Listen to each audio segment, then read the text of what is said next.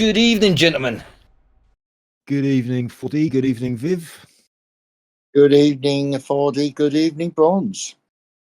It is Thursday, the 29th of May, 2025. Storm the Teacup, episode 16. 4 months Very in. good. Very good. It is 4 months. Yeah, it's 16. That's 16 weeks, 4 months. So we've been going since what, February? Doing it for 2 years. Well, Really? yes. The amount of problems I've had with the technology part, it feels like we've been doing it for 2 years online, but hey, yeah.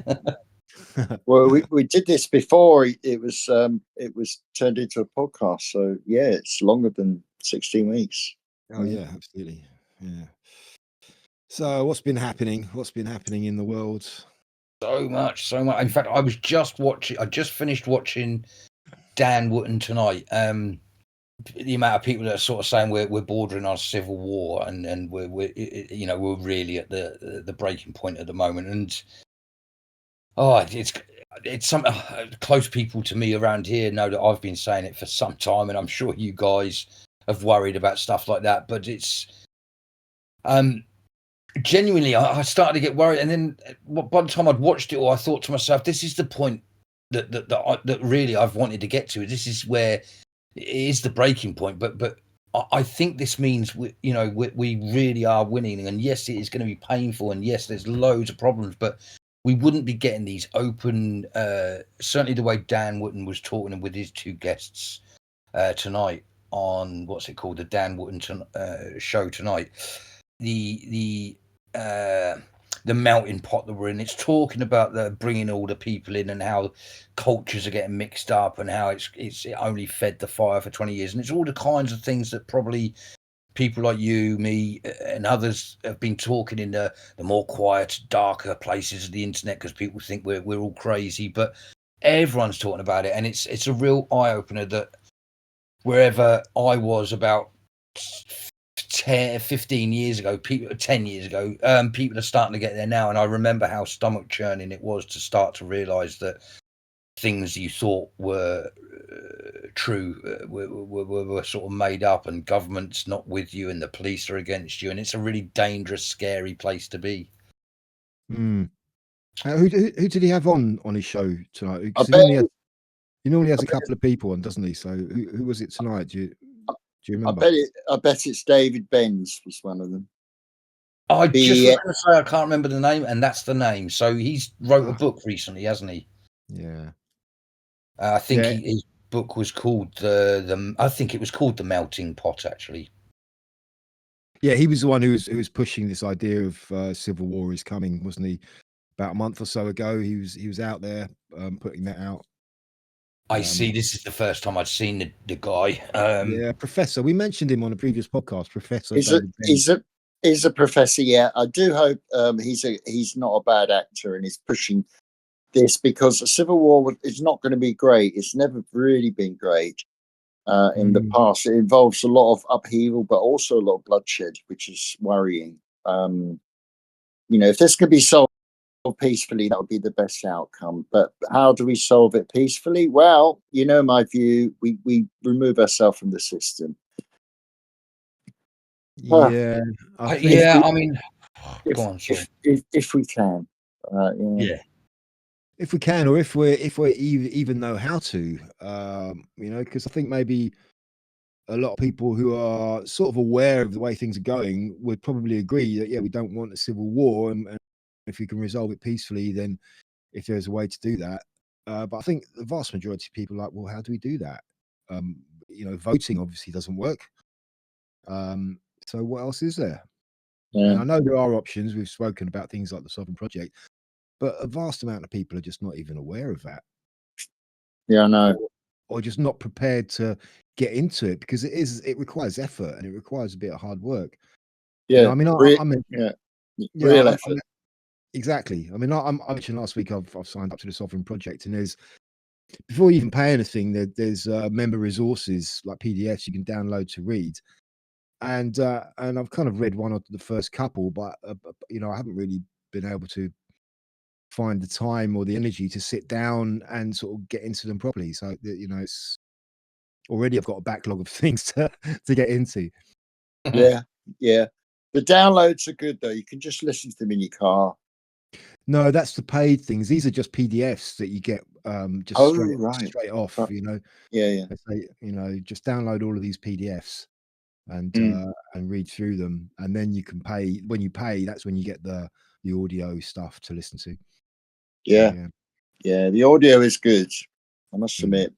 Yeah. So, well, I mean, also it's quite we're coming up to the summer now, and civil unrest always is, the summer's always a prime time for civil unrest, isn't it? Yeah. And maybe the government are sort of trying to forestall this as well by freeing up prison spaces by releasing all these criminals. They love it. They love who are it. prob- They love who, this. yeah, who are probably all the criminals they're releasing are probably just going to add to the unrest. They're just Yeah, going to, if anything, it's fuel to the fire. yeah, Uh, yeah. oh, jeez. Oh, So, yeah, I know. It- Well, I'm not surprised if people have wound up. I mean, I'm reading Paul Embry's book "Despise: Why the Modern Left Hates the Working Class," and yeah, you can see this has been building for a long time. They've disenfranchised a whole group of people who don't know what to do. They don't know where to turn. They see their community destroyed, their traditional values. Oh, well, we can't have tradition though in new modern Britain. But there are millions of people who are rooted to where they live, to the place. As David Goodhart, who wrote a book which I'm also sort of reading, it's called "The Road to Somewhere Land," or "The Road to Somewhere," and it's about, he divides people into somewheres and everywheres. Everywhere's a cosmopolitan. They're happy going anywhere, and so are some, somewheres. But somewheres are rooted in their place, often from the school. They've grown up in that area. They've had friends from childhood. They've got families. Uh, and schools, and their communities are being fractured, and they don't know what to do, and they're well, I think, desperate. yeah, I mean, I think we're past the point of communities being fractured. Communities are being absolutely destroyed. They're Yeah. being, they're being obliterated. And we're all and we're constantly battered with these propaganda messages about community this and community that, for the obvious reason that that the community isn't there anymore. So they're trying desperately to try and keep something together in that respect, because they know Mm. that it's going down the drain. Embry was brought up in Barking and Dagenham, and he goes through the history and the various waves of immigration, the various waves of people coming in from inner London. They loved it there, but gradually, um, it's it's been a dumping ground for the successive waves of immigration until the place has changed, and it's changed very rapidly in the last 20 years or so. Yeah, well, since the Blair government, I remember it really clearly. I was aware of it as it was happening at the time. Since '97, all of a sudden, everything started to change really quickly. I was going to say it was the late 90s. So yeah, and the working class areas for the Southamptons, the Portsmouths, the Liverpools, the Manchesters, they were all destroyed late 90s. Or sorry, when you said about fractured community, they got fractured late 90s. That's the problem. Is once we've moved into the middle class areas and people have started to wake up to the problems with the UK, what they don't realise is, when we talk of the possibility of a civil war, is that there's communities that have been living like this for over 20. We're in 2025 now. So if we say there's been working class areas destroyed since the late 90s, we're talking over 25 years. That's, second generation coming up to the same issues now. And that's why the Westminster bubble they may just not really understand the truth, because they're not out here. They're not out in the working class areas. Of course they're not. They've got their rich houses. They've got their places. They've got their people from all their posh schools that they hang around with. They don't actually really know how broken they've made the country. And then you add into the fact that you know, this is why I have to see a blooming therapist, is because with my PTSD, but also I don't trust the police because of the amount of times I've been arrested. And as I said, when you don't trust that that help is coming, if you don't believe an ambulance will turn up, if you don't believe there is a doctor that can save you, if you don't believe the police officers will save you from a fight, it's a very dark it's a very dark place to be. Yeah, you have no. It's hope, isn't it? It's like where's the hope and the trust gone? And I think that's and there's a lot of I love watching the likes of Charlie Veach and I forget the other guy, the strong guy that used to be a Thai boxer or whatever it was. Anyway, I think it was DJE Media I was watching earlier in the week with someone getting arrested, and I don't know, she was probably about 25 to 30 years old. You could tell she's not had the best of lives, and very rough looking girl, and she's been arrested for shoplifting or whatever it was. But it's the way she's shouting at the coppers, I couldn't give a shit what you did. You've broke my family. You took my kids from me. Do you not understand? I couldn't give a shit what you. And then she starts smashing her head against the wall. You know, I'll fucking kill myself here. I'll do this. I'll do that. And as frightening as it is, and people might sort of laugh at her, oh, stupid. Good. Well, you've gone for D. Oh, you dropped out for D. Oh, thank you. Okay. Well, I don't know where I was in my rant, but yeah, there's whole communities that are absolutely just gotten. When you've got nothing left to lose, that's a very sticky place. Well, yeah, exactly. If you've got nothing left to lose, then there's you're not worried about what you have to do. Places like Rotherham, you imagine being a mum or a dad or a child, but you're growing up in Rotherham right now, or places like that where these girls have been raped on an industrial scale. Your community, that is absolutely, that's destroying. It's going to take ages to get that back. And what's more, nothing really has been done about it. I mean, there have been arrests, yes, but the jail sentences are really quite laughable for some of these molesters. So I just don't know. Well, I think the arrests are more about trying to give the impression that something is being done, but it's not really being done, because those are just the symptoms. They're just arresting. They're not tackling the root cause. And as we said before, the root cause is the government, is the establishment. They are to blame. They are up to it in their necks. They are. Everything goes back to them, and that's why nothing's really being done about it. Everything goes back to the state. It doesn't matter what wing of the bird of state it is. It's a vulture. It's picking at us constantly accruing power and repressing us. And oh dear, that sounds terrible, doesn't it? It's not that bad, is it? No, it's not that bad if you live in Hampstead, if you're bourgeois and you're living in Hampstead or somewhere really nice. Let's see what happens if the various waves of immigration, and before I get into this, I'm going to go and get Paul Embry's book and quote a few things which are really shocking. And remember, Embry is of the left. Simon Elmer, who wrote The Great Replacement, is of the left. David Goodhart is of the left. So the criticism is coming from the left, but the mainstream left are not listening. They're not listening to the grassroots. Well, they're not, because they are in this because the system, they are in the system, and they are doing everything they can to preserve that system, regardless of the effect it's having on the country in general. Yeah, because otherwise they have to admit that they were wrong.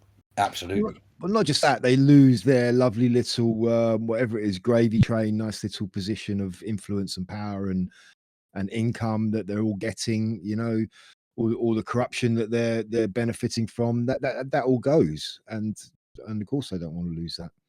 And this is not just about the so-called white working class as well.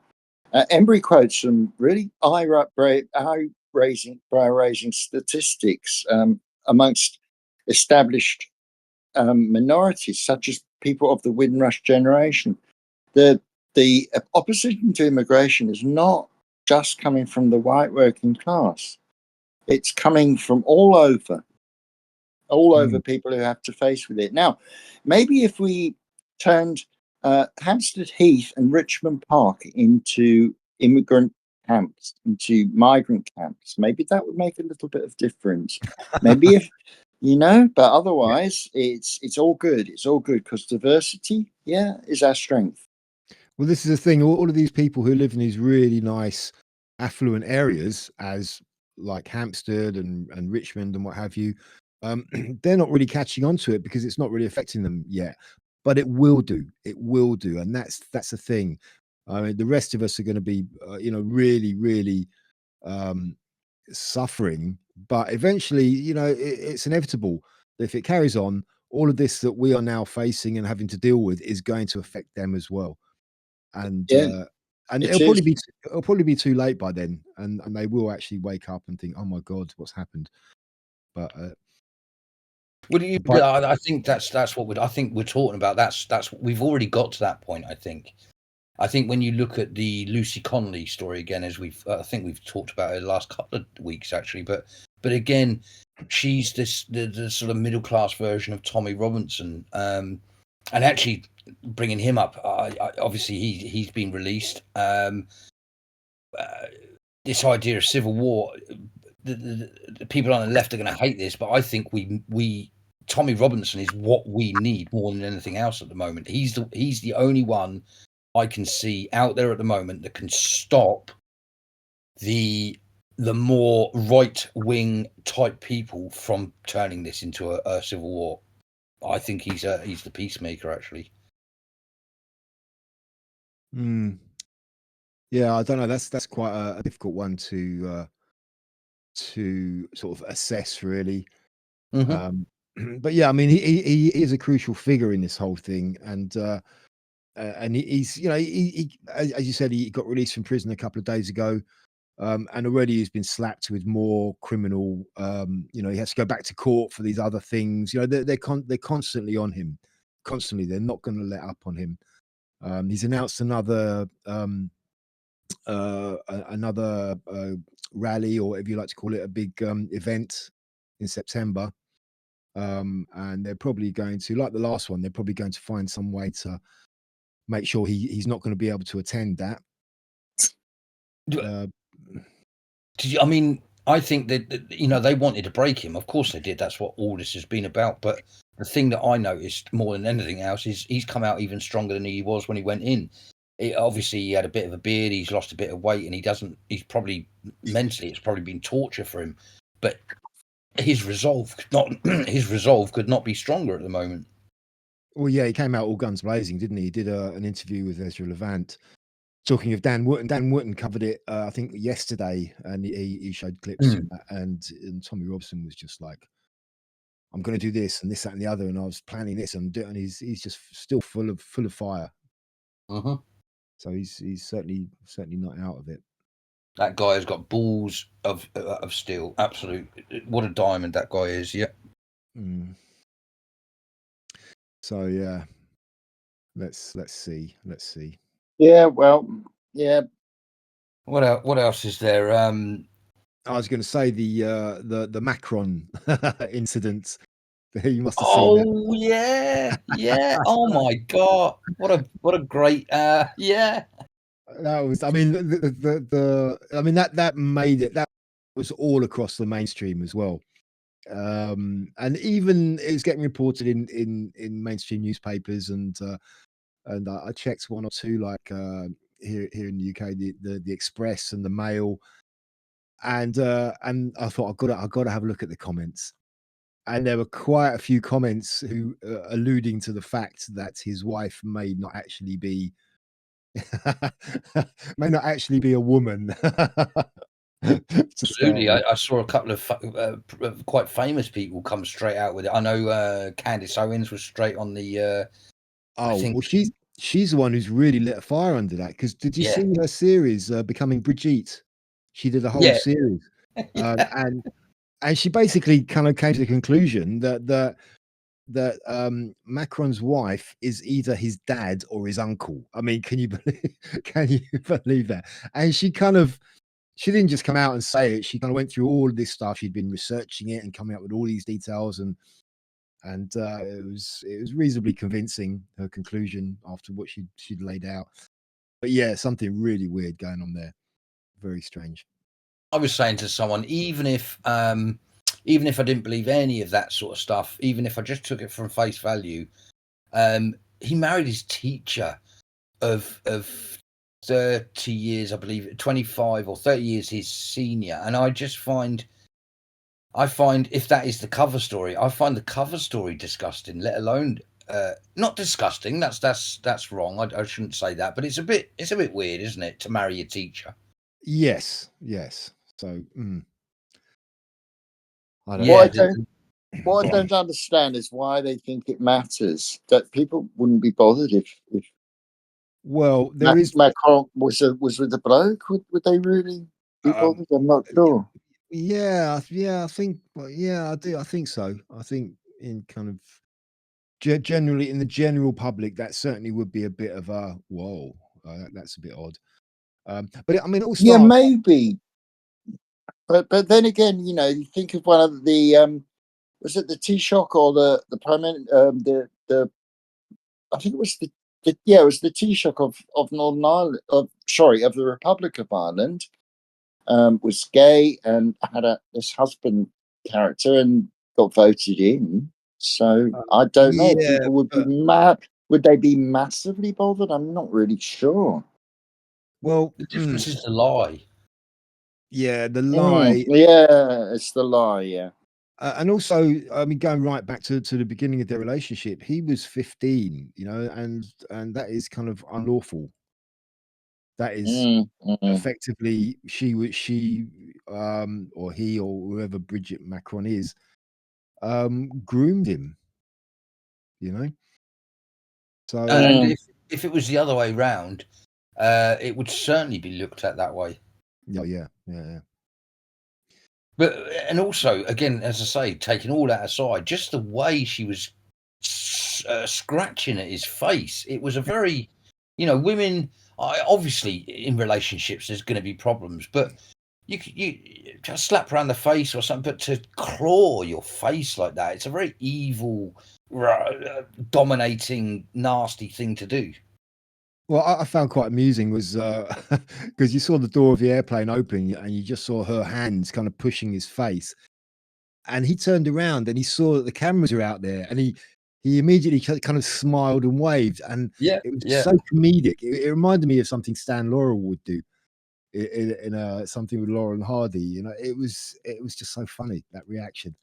Yeah, well, it Um, just shows how fake they are. That as soon as they look at the cameras, all shine for the cameras, darlings. Here. I am. It's all a show. It's all a fucking show. mm, yeah. Ah, Yes, but Macron he's got a public face, hasn't he? He's got a really creepy face, in my He's got a opinion. broad face. Yeah, well, yeah. yeah, I mean, this also makes me. I mean, what you just said, Viv, about does it really matter? Um, Mm, there's the speculation about Starmer in this country as well, and does it really matter if he's whatever had an extramarital affair, or even if he's gay? Does it really yeah. matter? And you kind of think, well, maybe it doesn't, but that also begs the question: maybe there's something else they're covering up here, Yes, because yes, yes, maybe there's something even more nefarious than that, or not saying that that's yes, necessarily nefarious, but it just makes you sort of think and speculate about these things, which yes, they hate, yes. which is why they're trying to shut down free Yeah. speech. Essentially, what I'm saying is that if people were honest, I think they would be treated as honest actors in the game of politics. And if you're there with if you're two males together, I think and they were honest about it, I'm not quite sure how bothered people would be. But what you're talking about is called compromat, isn't it? You're talking about something in the background that's used to control them by bad actors behind the scenes, many of whom we don't actually know who they are. But if they're compromised, if there are things on them to make them do and say certain things and act in certain ways, then that's extremely sinister. It's like we forget that Starmer was attacked, or Starmer's properties were attacked by 3 immigrant arsonists. Yeah, Yeah. a couple of weeks ago. What were the immigrant arsonists up to? What were they really doing? What was going on there? Will we ever know? Will they go to trial? I suppose they will, but will there be a D notice slapped on them? Don't know. I don't know. We'll never get that information. We'll never get it. But we don't get the information all the information about all of these things now. Even going back to the Southport killer, what information have we had about that? There's also a lot of questions about his parents as well. Those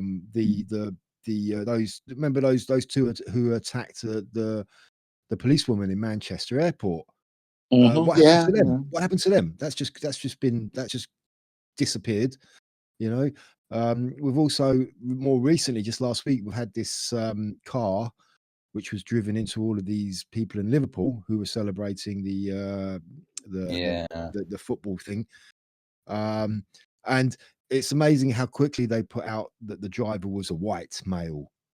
Yes, that's a change in police tactics. Immediately. That's a distinct change, and that is a direct result of Southport. Yeah, but if he hadn't been white, would they have done that? This is the question. That is the question. Yeah.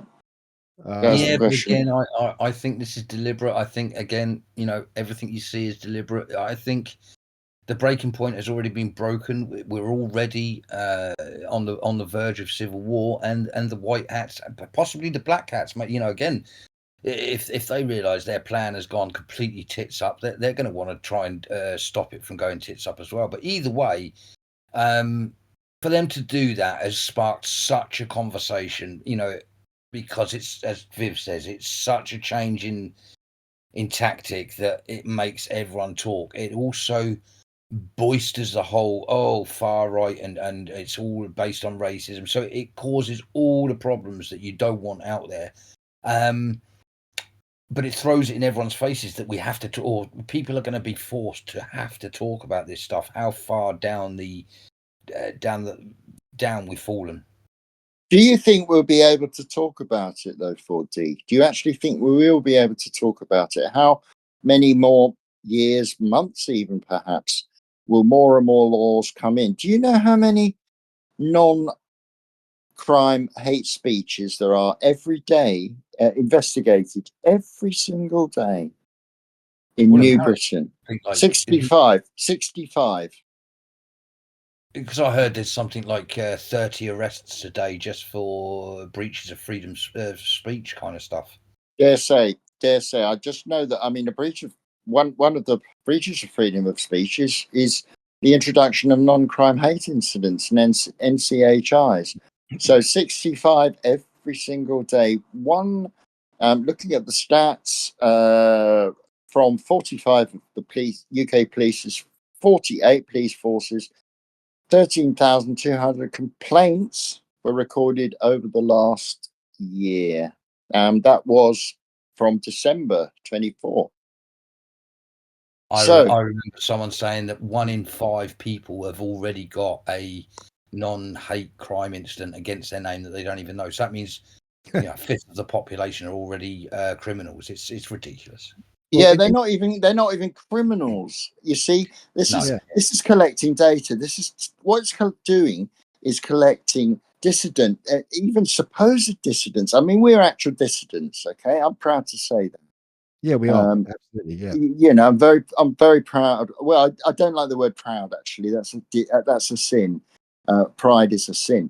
But I am very, very unapologetic about being a dissident in this horrible melange of just authoritarian bollocks, really, a sort of mad mixture of Mao's China and the Communist Party in the Soviet Union and then and Nazi Germany and all the other oppressive authoritarian regimes. And I did think that British people were against that, or the British government was, because they tell us that, don't they? Well, this is it. I'm sure the people are against that, but we don't get.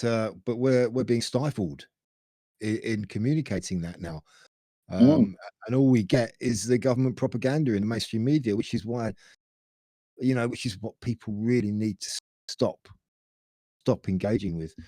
But just quickly to your point about the number of non-crime hate incidents in the last year. Now I don't have an exact time frame for this, but in contrast to that, how many burglaries do you think have been solved in the last 2 or 3 years? I know the number is really scarily low. In the last I'll tell you what it is. It's zero. Is it? Zero. Oh None. my God, are you serious? Absolutely none. And what area is that in? The UK. Oh, that's so not a single burglary has been investigated in a couple of years. Well, I don't know if they haven't been investigated, but they haven't been solved. Sorry, solved. Yeah. Wow. I was in Sainsbury's the other day. Forgive me for my sins, but I was in there buying my groceries and whatever, walking around the aisles, and I noticed a couple of lads with a backpack, and they're just loading it up with beer. Okay, so I thought, right. And I observed what was happening, and the security guard saw this. He came up to them. They were quite open about this. He came up to me and said, "Can you give me your backpack, please?" And the young lad with the backpack just gave it to him, and he said, "Just keep it, bruv." And the security guard said, "Now just get out of here." And they walked out, and they gave him the backpack, and he said, "Do you want your backpack, bruv?" And they said, "No, mate, you keep it."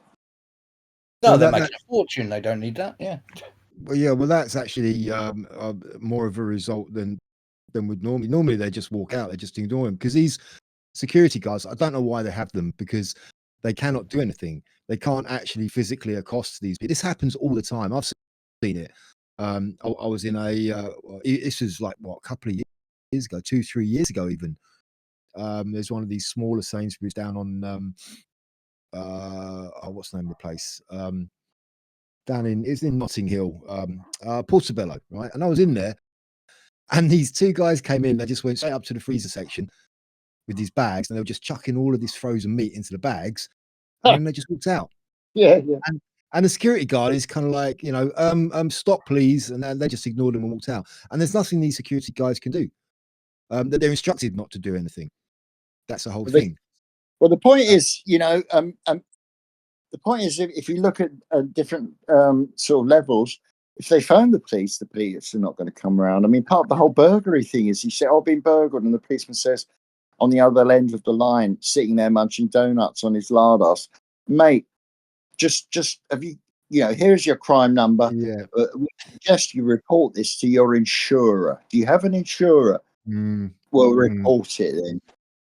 Well, here's the thing, okay, as well. I mean, this is an epidemic now, these thefts. I don't know if you heard the story about Greg's, your favorite baker's I've heard it. outlet. They have now started. They used to have a lot of their produce out, kind of sort of just in open, whatever you like, display, and now they've had to put them back behind, sort of, so they're closed off, because so many people just walking in, taking stuff and walking out. But what it comes down to is that we, the general public, are paying the price of this, because what the supermarkets do is they just cost that into their pricing. Well, we estimate we're going to lose so much through theft, so we'll just have to raise our prices to cover that. And so everybody pays for it. Who likes lamb? No. Yeah, No. love it. I do like lamb, but I don't eat it because it's all halal now. I see. Yeah. In this country. So Well, is it really? Yeah. Yeah, it is. Well, have you seen the price of lamb? You get a leg of lamb. It's over 30 quid. Hmm. It is very expensive. Yeah. Yeah. So why is this? I don't know. Have they stopped importing from New Zealand? Are lambs in danger? I mean, perhaps they are in danger because people are eating them. But joking apart, why is lamb so expensive? Partly, I would suggest that it's because it's a major target for people nicking. Quite possibly. But I don't think But they're too choosy. I don't think these thieves walk in and sort of go and peruse. Say, what am I going to nick today? They just go in and grab whatever's there. I mean, I was in what was it? One of these kind of sort of pound shops, say super saver shops, and they had these displays of chewing gum just inside the door. And I was at the till just paying for the stuff, some bits and pieces. And these guys were just kind of standing, literally, they hadn't even entered the store, and they were just piling all these chewing gums into a bag. And it's good. And and I kind of thought, what do you want with all that chewing gum? It's like it's almost just like you're nicking it just because you can, just for the sake of it. It's yeah, I don't think they're too choosy about what they steal. They just take whatever they can. well, I don't know. If I was a professional shoplifter, I wouldn't go after low value goods. Put it that way. But they're not. Well, they're not, well professional. That makes them sound like they're actually. Yeah, I know they're not professional. I know what you mean. But if I was organised about this, these are shit criminals, aren't they? And they're just crap criminals. Yeah. It's like if you're going to rob a bank, right? As the hold up artist in America in the Depression, what was his name? Damn. Anyway, it doesn't matter. They said, "Well, why do you rob banks?" And he said, "Well, that's where the money is." Oh, it's Jesse James, wasn't it? No, it wasn't. It was someone of that era. A bit later, I think. Right. That's where the money is. Yeah, of course. So if you're a professional, but as you rightly point out, these aren't professionals. They're feral. They just nick anything. Of course, but nicking a few beers of pretty low value as well, and shit beer as well. Why didn't they nick some real ale? But that's beside the point. I think it's more because theft is so obviously done and everyone does it now that you're getting people that wouldn't normally steal just go, do you know what? I'll have some chewing gum. We went from a high trust society to a low trust society. So true, and it's also why you'll probably start seeing it more on YouTube. You'll start to see more citizens arrests or vigilante type work, because when the government aren't doing it and the police aren't doing it, and you can look around the world, it happens everywhere where it starts to break down. Citizens start picking up the pieces because we are ruled and we are controlled and we are stupid for going along with it. But everyone reaches their breaking point, and everyone gets to a point where they go, right, if you're not going to uphold the law, it's down to me. And a dangerous part of vigilanteism, but you will start to get a lot of that now. Well, yeah. Sorry, Bronze man. Go on. Oh, I was going to say, well, I mean, it's so rife now because there's no deterrent for a start, and secondly, the whole thing about vigilante action is that quite often, that if you do your have a go hero bit, if you see someone nicking and you take them down, and what are you going to do? What are you going to do? Are you going to hold them there until the police arrive, or are you just going to stop them stealing the stuff and let them go? But in either case, hello. Oh, you've dropped out, buddy. Yeah. Oh, I think we've lost him. Oh dear. Right. We'll let him catch up with that when he comes back. Yeah. I in London ages ago, not ages, wasn't that long ago? It's a black geezer, a British black geezer. Someone was trying to nick his bike, an immigrant actually, strangely enough, and he got him, and he had him on the ground, and he had him just with his hands behind the back, and he was sitting on him, waiting for the police to arrive. Did the police arrive? No, they didn't. How long is this fella supposed to, hold the thief? How long is he supposed to do this? There was a crowd around him as well. So, what is the point really? The guy could have kicked off, could have stabbed him up. He could have had a Confederate who stabbed him up. The bloke was brave enough to do this, but what kind of reward is he going to get? Let's be honest. He's not going to get anything, is he? He's not. He's going to lose his bike, his way of living. You know, if he didn't stop him, he had to do it. Yeah, I mean, I hear you. I just think, well, I suppose that's kind of what civil war is, I suppose, isn't it? It's all of these things mashed into it. It's what would class as a breakdown of society, basically. And I think whether the police come or not, you will get citizens starting to step up and say, right, okay, you know, you almost get, that's kind of how you get on a long term. It's how sheriffs pop up, because it's like, right, the government aren't doing it, we're going to look after, and someone stands up and gets a group of people and they start policing their roads, and it's dodgy places. Yeah, but what else can you do in those circumstances? Absolutely. That's it. That's what, when it gets to that point, that's what everyone says. They say, well, what else can we do other than do it ourselves? Maybe to a certain extent there needs to be a kick up all of our bums to say to do it ourselves. And the reason I note the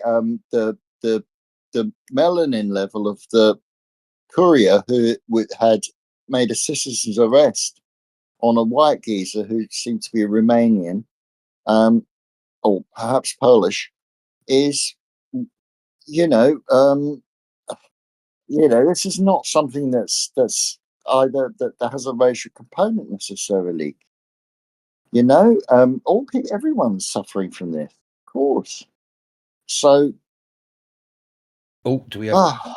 Yeah, I'm back. Sorry, yeah. Where you been? Where you been, man? I was cut off in my prime, as they say. The old story. Yeah, I know. Anyway, carry on. Sorry.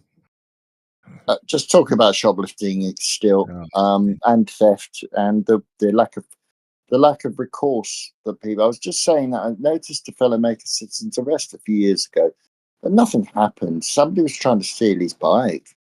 That's his livelihood, because he's a courier. He was a courier, clearly, and he had to take drastic action. He managed to do it. He got the fellow on the ground, and he made a citizen's arrest. But where were the cops? I stood around watching, gawping like most of the people around there, just looking. Oh, what's going on? Ooh, a big crowd gathered. Police? No. Too busy down the new donut shop, sampling the new varieties. Don't know what they're up to. This is why NCHI's non-crime hate incidents are so popular with the police. You don't really have to do anything, but it boosts the arrest numbers. And we can see what you just said. That's quite a shocking statistic.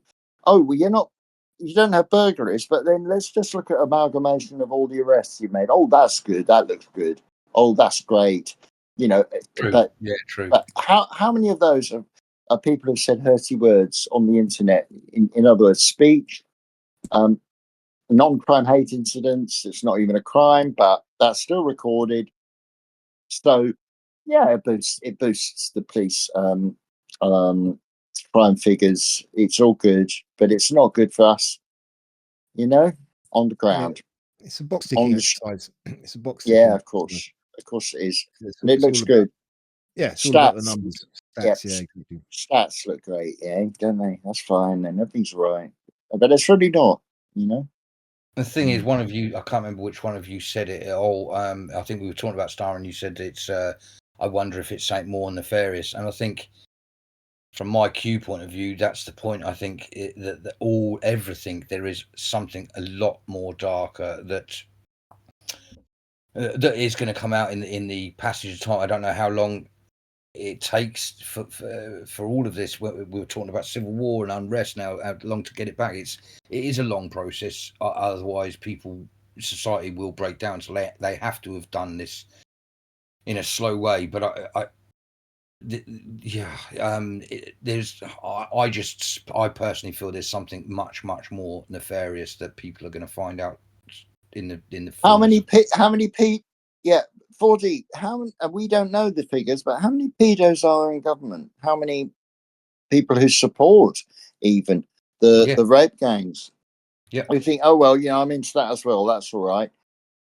Let's not forget that the majority of the high-profile pedos that have been exposed in the last, I don't know, 20 years or so, maybe more, were not exposed during their lifetime. Savile died, and then everyone, he got up to this, did he really?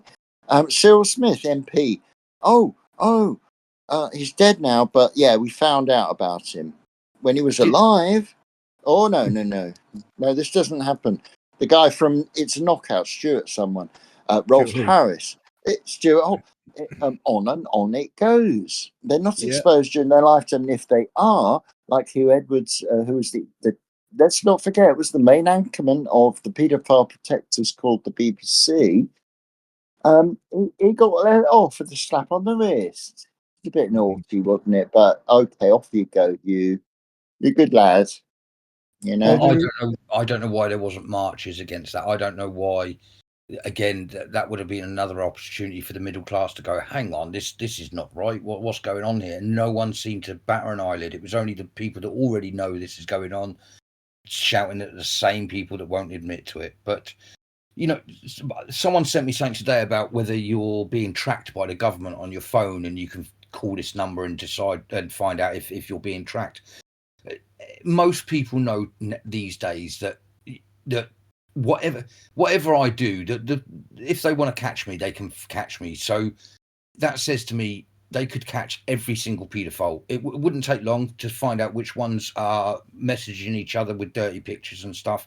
They could do it. They choose not to do it. And the only reason you choose not to do it is you're either compromise. They've obviously got something on you, or you're involved in the same shit as them.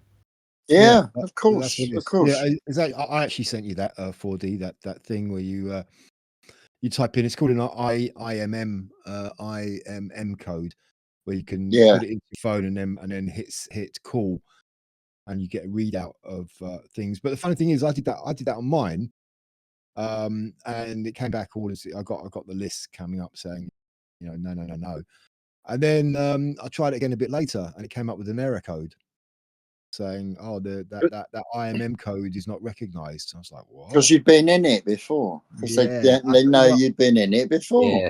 Yeah, maybe it's why. But then I just thought, like, these phones, that they're just, they are whatever security measures you take. If you use one of these iPhones, there is no you can't be safe and secure in private using one of those at all. That's why I didn't do it, because I thought I don't need to. I know they're monitoring me. I'm a fool if I don't realize that. Anyone who's naive about this needs to really to be disabused of their naivety. The whole point of what is going on with regards tech is that profiles of really intense, really intense, I'm talking about serious granular data, is being compiled and stored on databases about all of us. A lot of it is, for example, when you use your shopping card, you use your, what's it called, Nectar. That's building up granular data. What is granular data? Granular data is precise data. About your granny. About your granny. Yes. No. Exactly. I'm glad you said that. Yeah, it goes deep into your shopping habits, everything about you, really. It can be found. It's there. It's stored on a database, and it's worth money. It's worth, and more than that, it's an element of control as well. Not only for, it's not really supermarkets. You can understand why they want to track the buying habits of their customers. But it's sold on. Yeah, it's every single card transaction is compiling data about all these aspects of your habits, what you buy, when you buy it, how much you spend, how often you buy it, and it's all stored, and they build up, like you said, Viv, they build up this profile. And here's a funny thing: years ago, quite a few years ago now, probably going back 10 or 15 years, I went to buy a new mattress. Okay, and I went to this sort of one of these mattress warehouse places, and there was one that I wanted, and it was quite expensive. I sat down with the guy, and he said, "Oh, do you wanna you can buy it on credit if you like. You can pay for it in installments." And I was like, "Well, yeah, actually, that wouldn't be too bad." So I sat down, and he put my details into the computer, and he said, "I'm afraid we can't do that for you because your credit rating's not good enough." Or Yeah. and the funny thing is, I've never ever been in debt in my life, Mm. and there's no reason whatsoever that I don't have a good credit rating. The fact is, I don't have any data on my credit because I use cash as much as I can. So their data was insufficient for them to actually provide a credit rating. That would be And it. No, Yeah, well, no, that's yes and no. But when I left the army, I had the same problem. So I'd been abroad for 15 years. I didn't exist in the UK, which is why I ended up on the streets, because I couldn't get a house and I couldn't get a job because I didn't exist in there. But that's another story. But because you've got no debts and because you pay your bills on time, you're no good to me because I can't get any what do you call it? interest. Interest. Thank you. Sorry, interest. I yeah. can't get interest off you. So when you talk about a good and bad credit rating, it's the opposite to what you think. A good credit rating is someone who is always in debt. A Yeah. bad credit rating Yeah. is you and me. I haven't. That's Yeah, that. that's Yeah. Yeah, because they That's want it. you in debt. Yeah. They want That's you a in really debt. good point. That's a very, very good point. And I'd like Yeah. to take it even a bit deeper, because every time you enter into contracts, into joinder with these people, they are making money from you, and the money, your name is traded, and money is put in your and everyone's going to go, "Oh, Viv's gone really conspiracy theory now," but it's not conspiracy theory.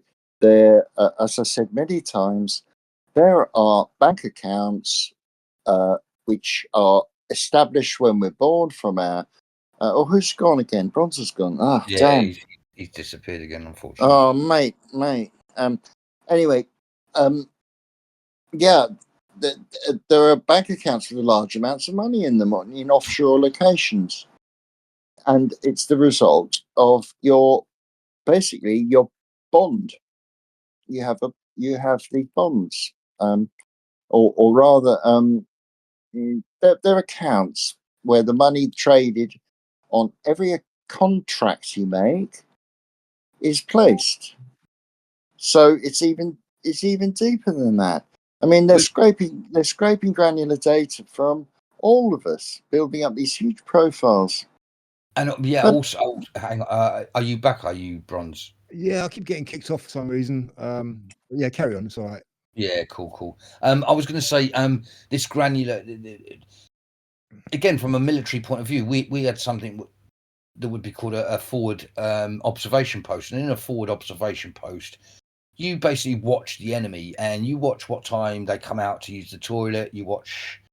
So what would I be seeing? So I'd see when they came out to use the toilet. I'd see when they came out to reload their weapons, things like that.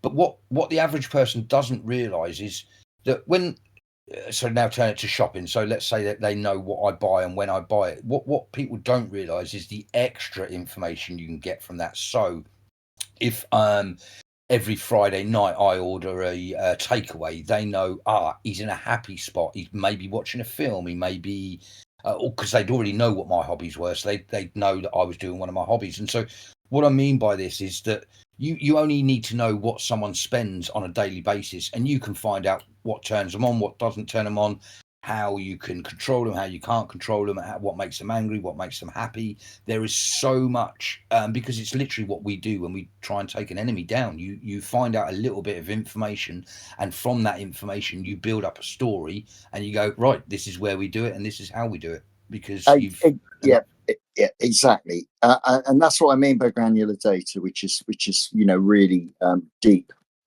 right. deep data scraping, and really you're building up a profile of either a consumer or, oh dear, let's hang on a minute, or of an enemy. Now let's not forget, we are at war. Government is at war with us. It's called fifth generational warfare. The state has turned against the people. So the data moves from Sainsbury's when I'm buying my bottle of wine, okay, to a government monitoring service that wants to restrict the consumption of alcohol because it does bad things. They don't care about our health, of course. It's nothing about our health. If it was about our health, they wouldn't have released the COVID hoax. No. It's about control. So they can do this now. Oh, we're going to cut down the consumption of wine to 1 glass a day. So this person is drinking, I don't know, but it's not saying myself, but someone, they're drinking loads of bottles of wine a day. Oh, we got to cut that down. So we block them. We block them. Sorry, sir, you've had your alcohol allowance today.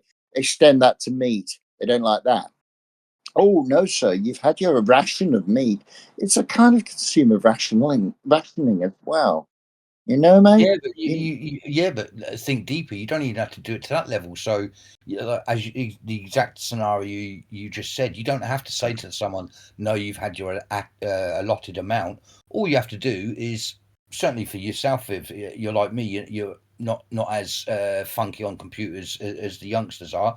All they have to do is make a few problems on your internet browser so that each time you look for wine, you can't find it, and it frustrates you so much that they know that, because they know everything about you, they know that you're going to go to the other room, bang your head against the wall, and blah blah blah. But so they don't even have to tell you they've limited your wine this week. They just have to change the advertising they send to you.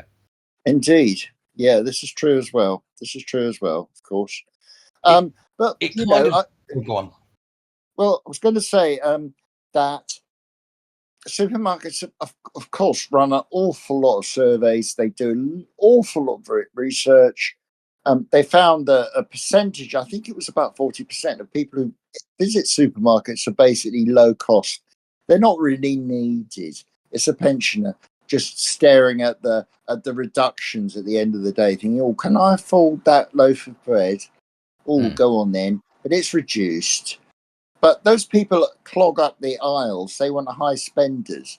So it could even be, if you've got RFID chips, I don't know if you noticed, but in a lot of high value products, that is ostensibly to stop shoplifters. But RFID employed in the barriers before you get into the supermarket, it can read your bank account. If it's linked to your bank account, it'll say, "Sorry, sir, Mr. Smith, but we have read your bank account, and your income and your savings and the amount in your bank is too low for you to be able to enter the store."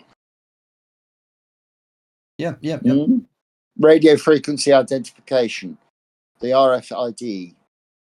Yeah. And again, there's a lot more that you can do with that technology that people aren't aware of. So let's say they've pretended that they've put those strips on chickens because of theft, when actually all it is they want to get it into everyone's houses because it starts scrambling with your internet providers again. There's things that we're so unaware of. And I was going to say, because time ticks on, it's always our enemy, but I really wanted to talk about something that Bronze had sent over to me, and I think this kind of, in a weird about way, kind of leads into what it was that Bronze had sent me. And we're both into baseless conspiracies.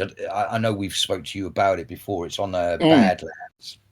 And they had an episode on Flight MH370 with a special guest of Ashton Forbes, I think his name was. And wow, talk about blow you. Well, certainly for me, it absolutely blew me away, because are you aware of the MH370 flight that went missing? Malaysian? That's it, yeah. Yeah, fill me in, mate. So yeah, well, people know the flight MH370 went missing. Many countries sent out emergency people to go look for the plane, and I think within a year they hadn't found anything. And in fact, Bronze will have to help me out here, but I think we're talking, was that 15 years ago, 10 years ago? Whatever, they haven't found Oh, go on. Yeah, I think it was something like 2014, I think, somewhere around there. Okay, so yeah, Yeah. right. And they've never found the plane. So this Malaysian plane just suddenly went missing, and no one on board's ever been found. None of the planes ever been found. I think there was one piece of debris, and they kind of said, "Oh, this is it," and it proves that it's been somewhere. Or this was where it sunk, but no one knows anything more about it. Well, on baseless conspiracies, John and Zach, they had this guy on who's got all this information, and cut a long story short, and it's something I personally believe myself, and so it kind of made me go on a deep thought process. But he was saying that basically technology has moved on so beyond our belief system that it was already going. What we think is happening today was probably happening in the 60s, and today we're into quantum.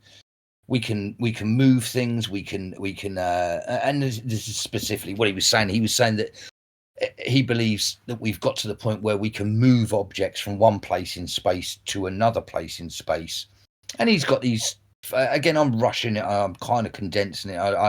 And if anyone is interested in this, I'd rather they went along to Zach's show on there anyway, because I think it was a 2-hour presentation on this thing. But he's got these photos and these films, and you can sort of see it. And as I say, as Bronze was saying to me, we don't know if it's real. We're just watching it, and we're sort of taking his information. But it did make a lot of sense. And he's saying that these orbs were floating around.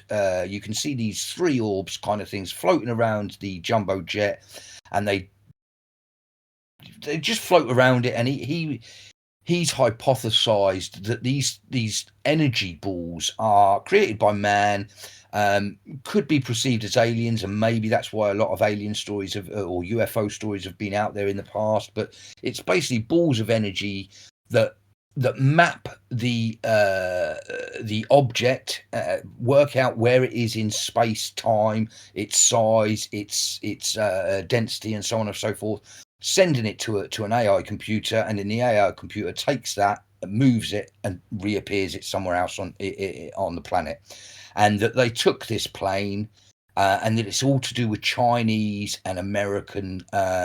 It was that it's all because some Chinese were defecting with some technology from China to America because they thought what they had was too dangerous, and they decided that they didn't want to be involved with it in China. They were coming to America, and that in fact, I can't remember which way, but either America or China were the ones that stole the plane out of space, took it somewhere else, got rid of the people that were defecting from China, and sort of brushed their hands of it. And that, so the biggest story to that I've rushed in that 5 minutes is that we may be in a situation where we are so advanced that everything we've just talked about for the last hour and a half is absolutely irrelevant. They can.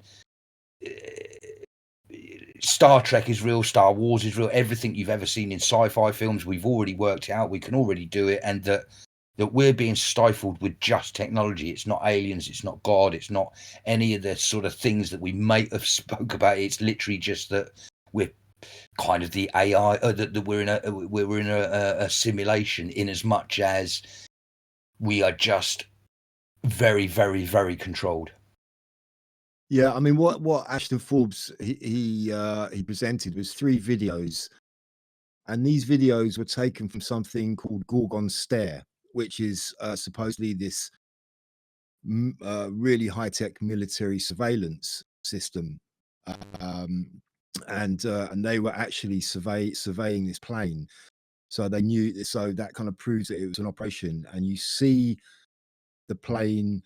One of them was a thermal image, which is kind of quite interesting because you can see the thermal readouts of all of the objects. You got the 3 plasma orbs spinning around the plane, and then you got the plane itself. And all of a sudden there's just a flash, and the plane disappears. Oh, And bloody hell! yeah. And like Foddy said, it's kind of like, well, you just got this guy's a word for it. And so, okay, there's always an element of doubt, but this guy has been researching this for a long time. I don't think like those two guys on Badlands Media would have someone on who they didn't think was actually legit, because they're usually pretty sound, those guys on Badlands. And the guy was very convincing, you know, Ashton Forbes. And also the thing about the debris as well, they found a little bit of debris, but they found it over a year later, which apparently washed up on a shore somewhere. So you know that could very easily be suspicious. But yeah, I mean, and he kind of went into this whole thing about, you know, we're not just talking about transportation technology here, which is obviously something which is kind of quite well known from the Star Trek things, but also replication technology. It's all kind of connected. You know, they have the replicators in Star Trek, you know, and they can just tell it to make them a cup of tea or something and it appears, or they can replicate anything they want. And he was kind of leading on to, you know, this could all be actual technology which exists now. It's very, very, very interesting, very thought-provoking. And it kind of, when for me, when I was thinking of, you know, I've often contemplated the whole God syndrome, the whole aliens idea, and so on, and all the other ideas are out there. But I don't know. This is a lot more believable, I suppose. A lot more. Well, it ties in a lot of things which weren't necessarily didn't necessarily have obvious connections previously. Yeah. Like,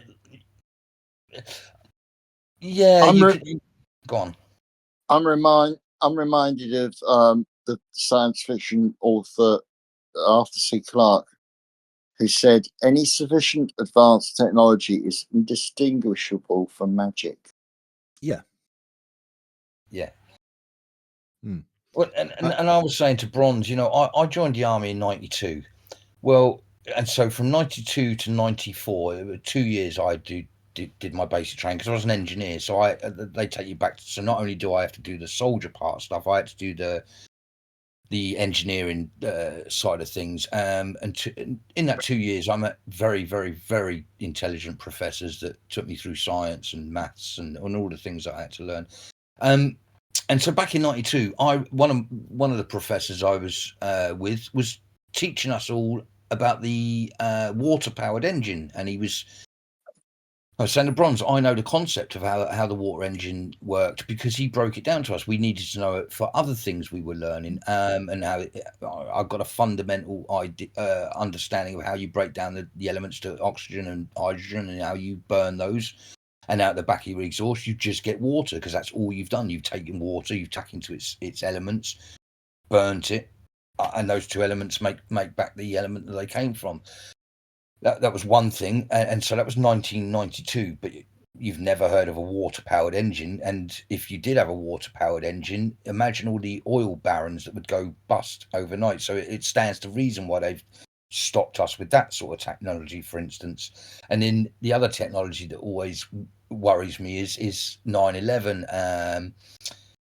What could have again, I don't think it's too far out there to say that it wasn't a couple of planes that I think most people will say that there's flaws in that, but without going into too much depth, I'm pretty sure that I saw something in Bosnia that maybe I wasn't supposed to see. I was around some people that maybe I wasn't supposed to be around, and all I'm saying is I'm pretty sure I saw what Dr. Judy Wood speaks about in her theorization of what happened to the Twin Towers. And I don't want to say too much, because it's quite crazy stuff anyway. But what I mean, just mentioning those two things, as I say, 92 to 94, and we're in 2025 now. I'm, because of my time in the army, I'm convinced that we were well, at the very least, we're 20 years behind what the military has. But after watching that, as I say, I just started sparking and thinking, oh my God, we are actually a lot more advanced than we realise, and of course we're controlled, because money is the best way to control us. And Bronze just said that the biggest part of it is that, you know, if you've got a replicator, if each of us can have a replicator, making anything we want, there is the whole capitalistic or money system ends overnight, because you only need one replicator, and then I can replicate another replicator for you, and you can replicate it for Bronze, and we can all have a replicator, and we can make our own stuff. You know. Yeah. Okay. And we've always sort of questioned, I wonder why they keep us control. What is it? Is it aliens? Is it God? Is it this and is it that? And then you think, no, it always fucking boils down to money. Maybe it is just that we've reached a technological point where we don't need money, and the people with money are saying, hang on, I'm not ready for that yet. You know, I'm king. Man with one eye in the blind, the man with the one eye is king. I like this at the moment, and that's probably the war we're fighting. Indeed. You have to ask yourself, why do these very rich people wish to control the world? Why didn't Bill Gates just relax, chill out a bit? You know? No. Who made him king of the world? By the way, I don't know about that, but that's an aside to this conversation. But so the people who've got all the money, it can't be only about money, though. Surely it's about something else. It's about ego, power, control. Yeah, I mean, at the very Yeah, but highest they're level. probably offshoots of the money. Sorry. Well, Yeah, I of mean, course. But it may the money has facilitated the money's facilitated their power, of course. it may actually because you can that's a very good sort of point there about these people, these really super rich and powerful people. Why do they want more? And maybe it transcends material things. Maybe there is a spiritual aspect to this. Yeah, yeah. You know, maybe it really is a battle between good and evil, however you want to frame that. I mean, as a cushion, I'd say they're Luciferians. Yes, exactly. I mean, that would be the Christian perspective. Yeah. So I'm yeah, just absolutely. popping out to the smallest room in the house. Oh, well, don't leave the microphone on, please, then, Viv. Yeah. Yeah, don't do a 4D when you're having a pee. Yeah. Luckily, no one will ever know about that. Well, they do now, unless you decide to Yeah. edit it out. No, but it was definitely worth sending to me. It definitely sent my head into all sorts of places. But I did, as you say, it's hard to put across to people what was said, and they have to see it for themselves, really. But yeah. I mean, it's in this day and age, it's incredibly fantastic to talk about things like that. Oh yeah, Star Trek technology, transportation, and you know, matter energy transfer, and blah blah blah. All these technologies which are probably really here. But in this day and age, the way things are going, you know, bloody hell, it's like anything's possible, really, isn't it? You know. Yeah, and that was the other thing I forgot to say when I was saying about the professor. The other thing was the matter transportation. Yes, I was going to say that he told us back then that, and so if he was telling us, it wasn't something hidden up. It was something that was in the news that, and I believe it wasn't us. It wasn't the Americans. It was either the Russians or the Chinese, or it doesn't matter. Someone had worked out how to move one atom from one place in space-time to another place in space-time. And I was thinking to myself, that again, that was told to me in around the early 90s. That means that what he was talking about just really rang a bell with me. I just thought, well, yeah, it wouldn't take that long to go from sending one atom to a whole load of atoms. Yeah, I mean, well, for me, there's certain things which I'm pretty sure are true, and one of those is that we live in a material world. We live in a world of matter. We are matter. Our bodies are matter. But I believe that all matter is just a form of energy. It's energy in a very low vibrational state. And then you can go on to Tesla. You know, and Tesla says you'll understand how everything works if you think of it in terms of frequency, energy, and vibration. Vibration, yeah. So yeah, I mean, if everything is essentially energy, it's not too. I mean, these are concepts which really came to the fore back in the early 1900s with the advent of sort of quantum physics, subatomic physics, when we moved from like Newtonian classical physics, which is the physics of the everyday world, to looking at the very, very, very small things, you know, the atoms and what goes on inside atoms. And they realized that the rules of classical physics don't apply. We can't apply them. It's a completely different set of rules. And that's when they started to come up with this thing that everything is energy in the modern physical sense. Maybe you might have had some sort of philosophers way back in the times of ancient Greece who postulated the same thing. I'm not sure, but so yeah, if everything is energy, and we know, you know, in our everyday lives, we can see the transfer of one form of matter to another. We can boil water and turn it into gas. That's a transfer of energy. That's a transfer of one form of matter to another form of matter, to a different state. Absolutely. You know, we can freeze water. We can turn a liquid into a solid. So we know these things that are you know, exist, and it's only like another step or two beyond that to really start to think, well, maybe we can do a lot more than that in terms of transforming matter into back, you know, into a different. I mean, if matter is, as I said, like energy, just at a very low vibrational state, it's like, well, why don't we just speed up the vibrations of matter and turn it into a higher vibrational state and transform it into something else, which is effectively what boiling water is. That you're just speeding up the vibration of the atoms, which turns into steam. So yeah, it's perfectly feasible. I think everyone's just been dumbed down, not just to think it's crazy. All this sort of stuff, and not to really seriously speculate about it. Yeah. Well, also it's a very new, because we've only been able to see the very, very small since the 21st century. So it's not something that would have been perceived before, but the perception is there now, and I suppose, like anything, it's frightening to some people to look deeper into the new understandings of things. Well, yeah, because it completely destroys their world. It completely, you know, it's like just pulls the rug from under their feet. I mean, back in magnets have always been one for me as well, and I think it comes from Tesla, and he did lots of work in magnets. But if you take any two magnets and you put south pole to south pole, you can feel a force keeping those magnets apart. And if no one's done it, if someone's out there and they haven't done it, do it. Put a magnet in one hand and a magnet in the other hand.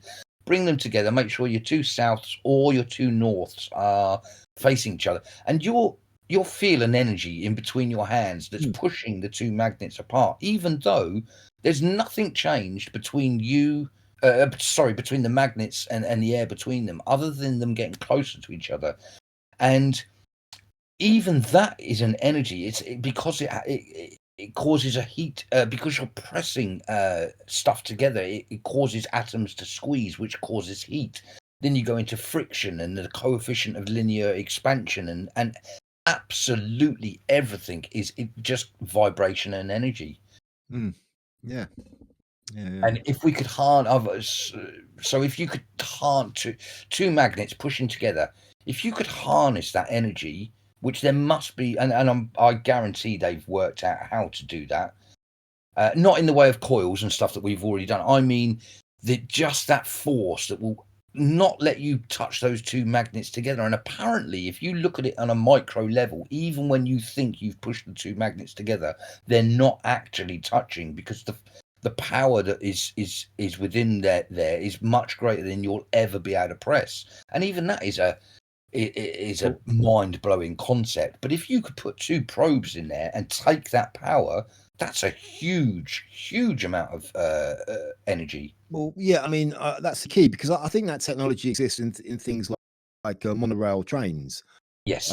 It's the magnetism. So when a train is running on a monorail, it's not actually touching the rail, but it's just the magnetic repulsion, which is which kind of propels it along. But the key is the energy needed to create that and sustain it. And I think that's Yeah, what yeah, yeah. it's about. It's the energy. It's the same with the water powered car. I mean, there have been a few sort of stories that pop up here and there about people who've invented water powered cars, and they've always seemed to have kind of come to a sticky end.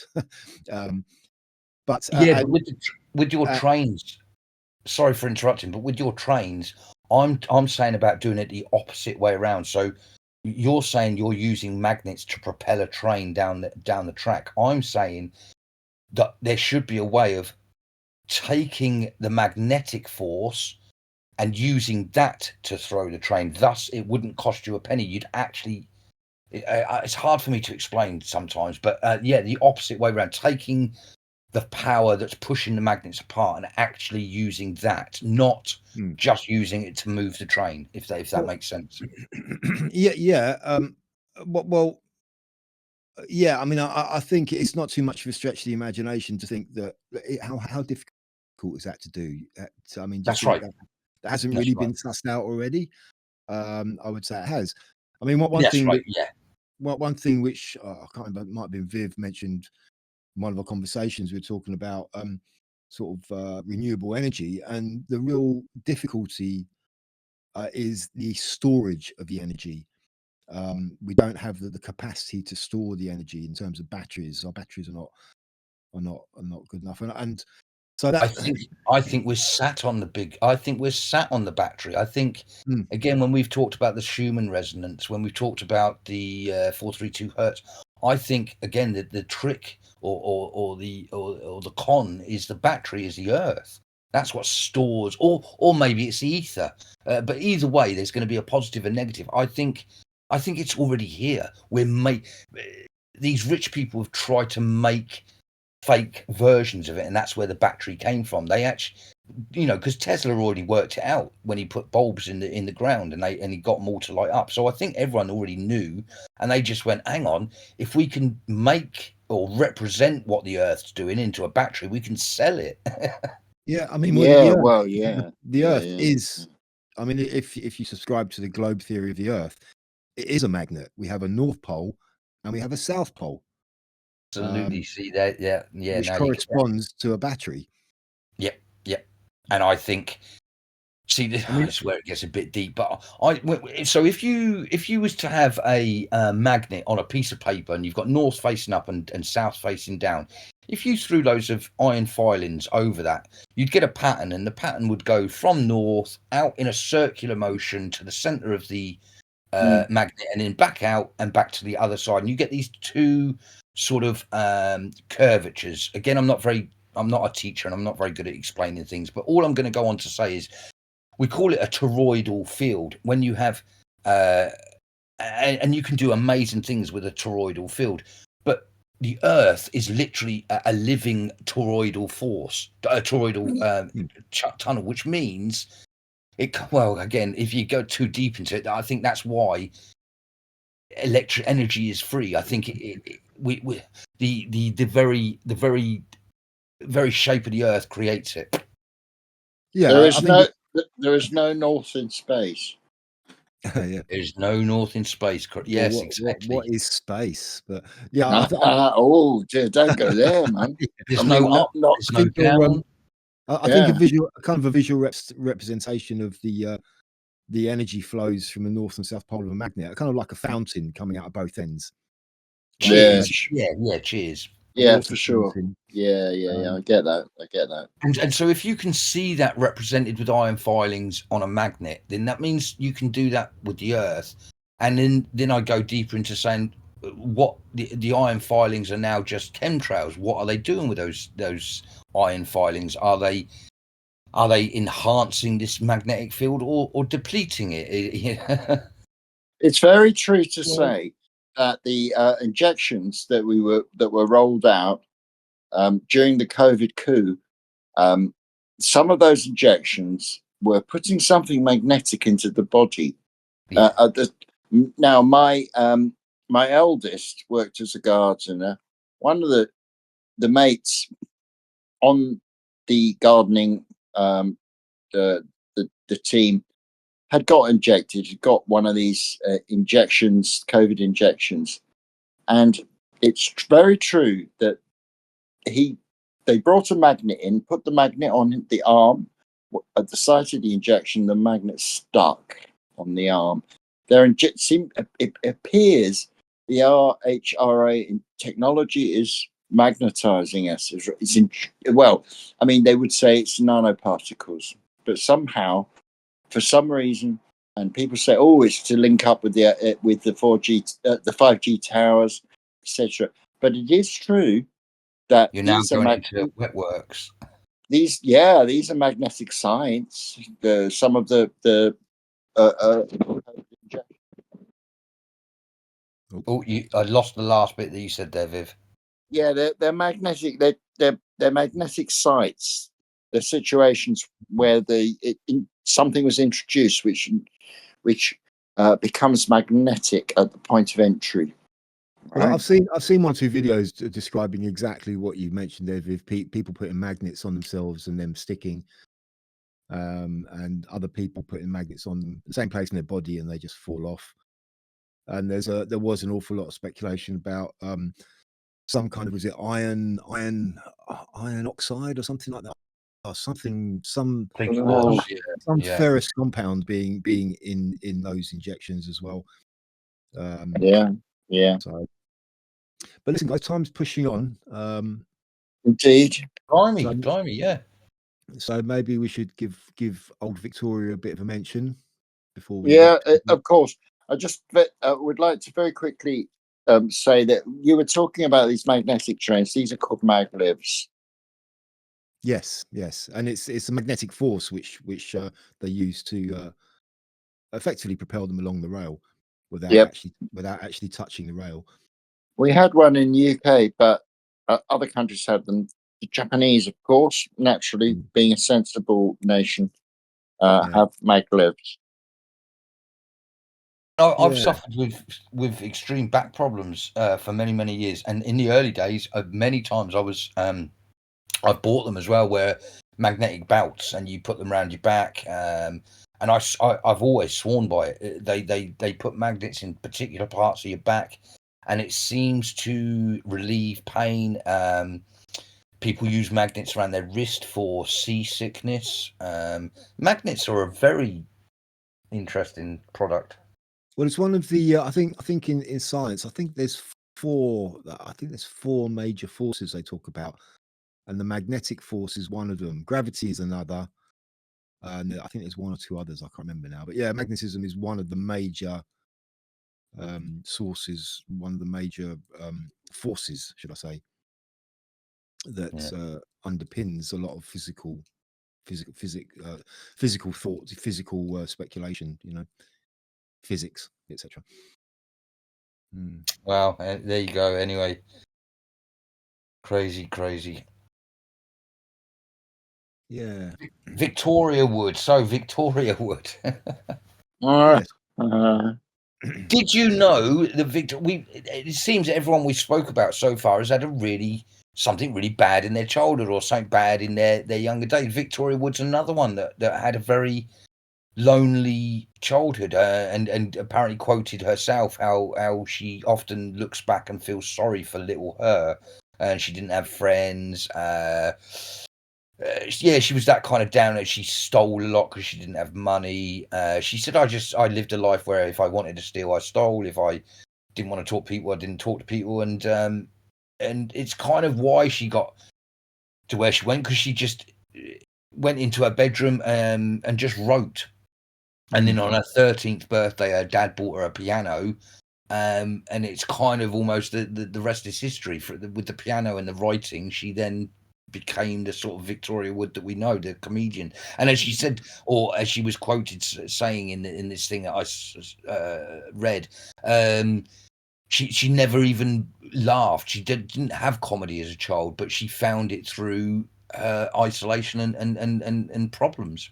Yeah, it's a driving force. It's quite often the case with artistic people. I find personal hardships often drives people to achieve in that way. And comedians especially, but comedians start out trying to be funny because they want to be more popular. They want to But yeah. but yeah, And I didn't- she, like a lot of our British people, she came up from New Faces. I don't know if you knew that. she did, yeah. Oh that's, yeah. I'm yeah, surprised she I'm did. surprised you're aware of that 4D, because that was like a 1970s talent show they used to have on TV, which is a forerunner of Britain's Got Talent type thing. And she won it. Yeah, she won it. That was her break. 1974. Yeah. Yeah, a year before I was born. No, it's one of those ones that I don't know, never saw it, but I've heard of New Faces because lots and lots of people seem to have come from New Faces. Wasn't it? The duck guy. Who's the guy with the ventriloquist? He was from there, and Yeah, that was- Orville That's the it. Duck. Oh Yeah. Jim Davidson's another one. He won New Faces. The comedian Jim Davidson. Yeah. that Loads. was clearly Loads. the. Sorry, go on. There's No, I'm just saying loads and loads of people. Yeah, that was clearly the early version of Simon Cowell's kind of "Have I Got Music for You" or whatever it's called. Have I got? Yeah, no. I realise I messed that up completely.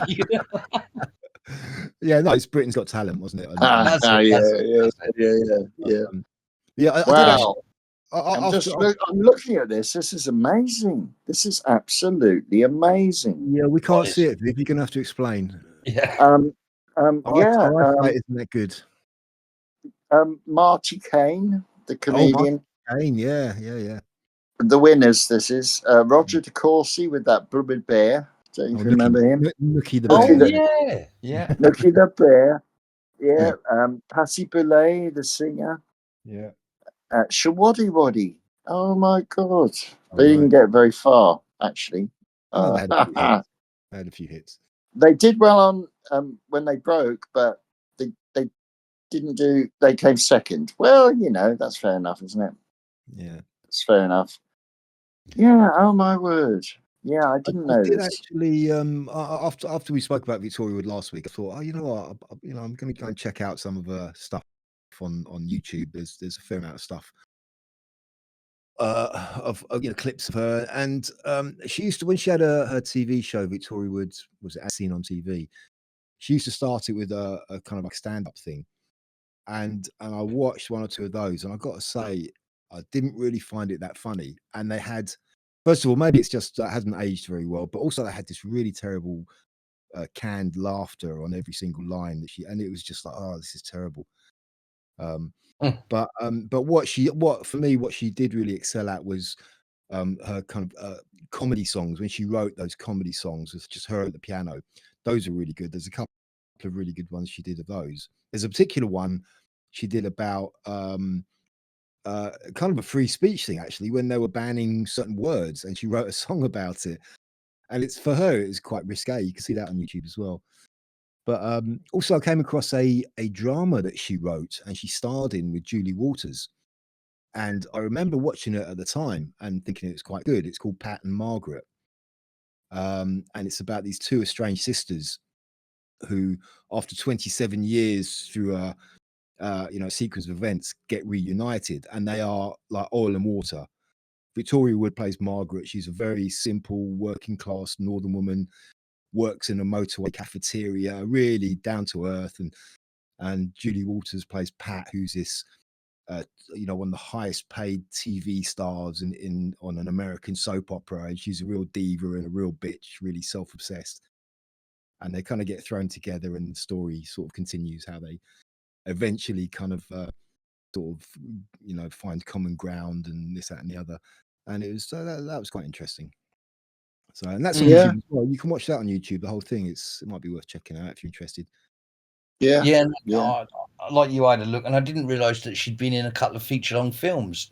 She's one of the voices, or she's in. Was it Stuart Little? Oh, now I'm gonna have to look because I'll get it wrong. But she's been in some films. The Borrowers. That was not Stuart Little. The Borrowers. So. Yeah, that was all right, actually. With Ian Holm as I know the one you mean. Oh, was it a TV series? Was it? It was a film. It's a film. Oh yeah, film. Yeah. I think the piano. You said there about she wasn't much good at the stand-up comedy, but you liked her piano thing, and I think that's what I liked. I liked certainly I was very, very young, so I think the piano was probably the thing, because she does it very twinky. I'm not musically minded, but her piano playing is very oh, I don't know how to explain it. I like that kind of tune, sort of that poetry kind of piano playing stuff that she would do. But that's where she was genius, with her writing and her piano. And Yeah. and then when she found Julie Walters, I just think it all just came together very, very well. Yeah, definitely. Well, as I mentioned last week, I did actually meet Victoria Wood once. Yes, go on. Yeah. And there's not really much to tell, to be honest with you. It's quite a few years back now. I was studying for a career change, and I worked as a delivery driver for a florist, like to make ends meet. And the thing about that is it's most of the people you deliver to, the large percentage of people you deliver flowers to are women. Not a bad thing. And Yeah.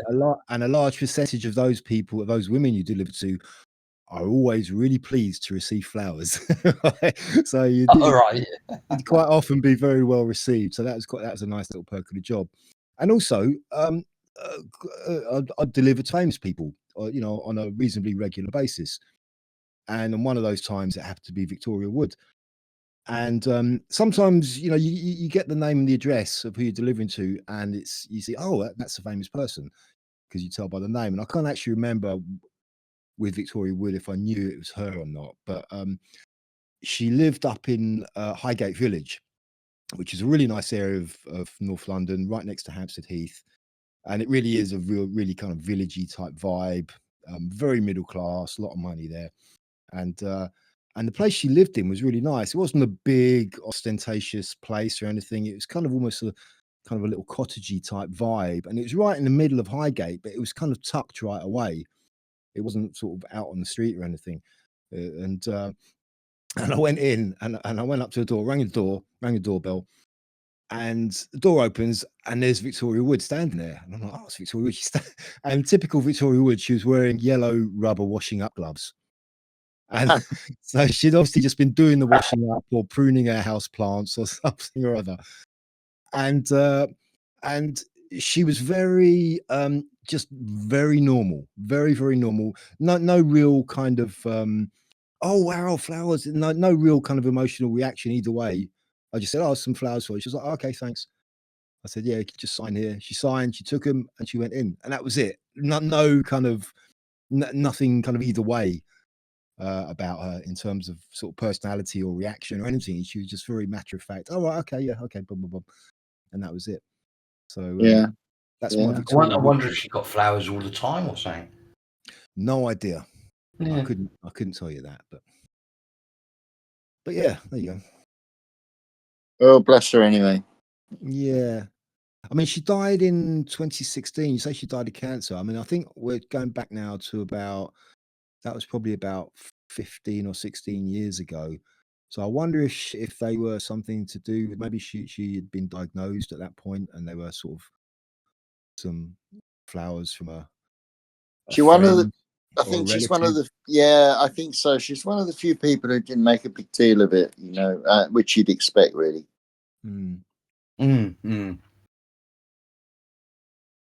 Yeah. So yeah, another great sort of British entertainer from the 70s, 80s. Well, on to the 90s too. Yeah. Yeah, I think 80s and 90s was a heyday, wasn't it? Yeah. Yeah, she's got two kids as well. Never hear anything about them. She was married to that big geezer, Jeffrey Durham, I believe. Yeah, magician, I believe he was a stage Yeah. magician. I read, and they got divorced in 2004 or something. I don't know. Yeah. Oh, so she got divorced just before. Yeah, wait. I think so. Yeah. What a shame. Some of the nicest people. Well, not that I knew her, and she could have been an absolute bitch for all I know. But yeah, it's a shame when these people have such horrible ends. Yeah, well, maybe most ends are horrible in a sense. It's hard to say. I mean, what is a good death? I don't know. Yeah. Fair point. Yeah. Yeah, I don't have I don't know. It's like you're talking about, good and nice people. But I once told my wife, oh God, before it all went wrong, I said, why don't you just embrace your mistakes? And so she gave me a hug.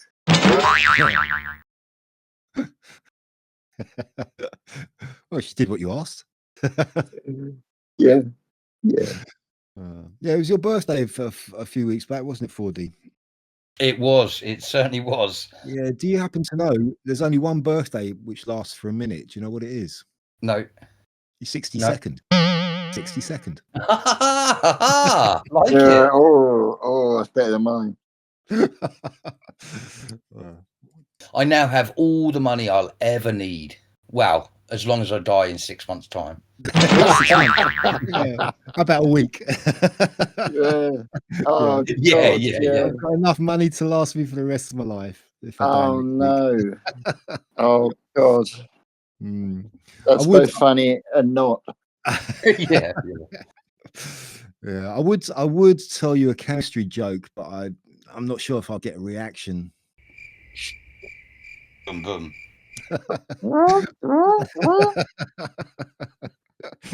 Oh, do you hear about that terrible fire in the circus? In the what? In the circus. Circus, no. There's an awful fire in the circus. It was intense. Oh, no. I just worked out before you said it. I thank you. Oh, well. You know, I keep trying to make up jokes about unemployed people, but none of them work. It's like I always say, I don't suffer with insanity. I love every minute of it. Yeah, drinking problem? Yeah, I drink. I get drunk. I fall over. No problem. Yeah. Have either of you ever tried blindfolded archery? No, what happens? You don't know what you're missing. But yeah, okay, fair enough. Yeah, one last one to wrap things up. Go on then. What's the difference between an oral thermometer and a rectal thermometer? I don't know. I don't know what the answer's going to be. Go on. The taste.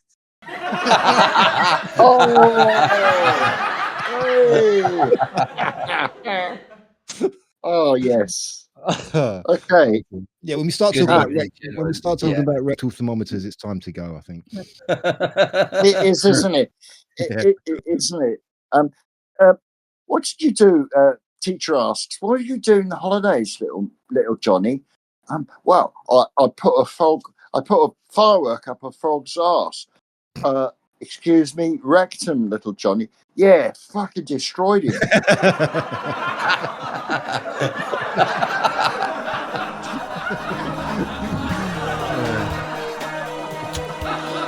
Right, gentlemen, I'm going to say good night. Yeah, I think it's actually best. Okay, nice one, guys. I'll speak to you next week. Yeah, indeed. Yeah, all the best. All the best and blessings. Bye-bye.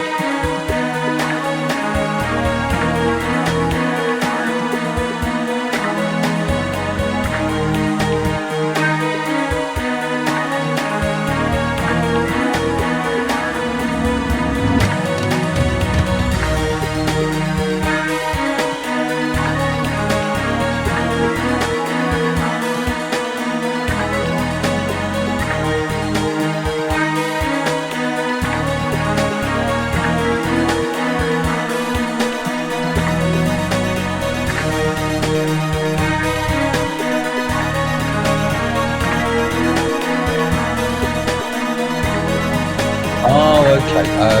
I'm about at Viv's level, so if Viv can get it, I think I'll be able to get it. Yeah, that's right. Exactly.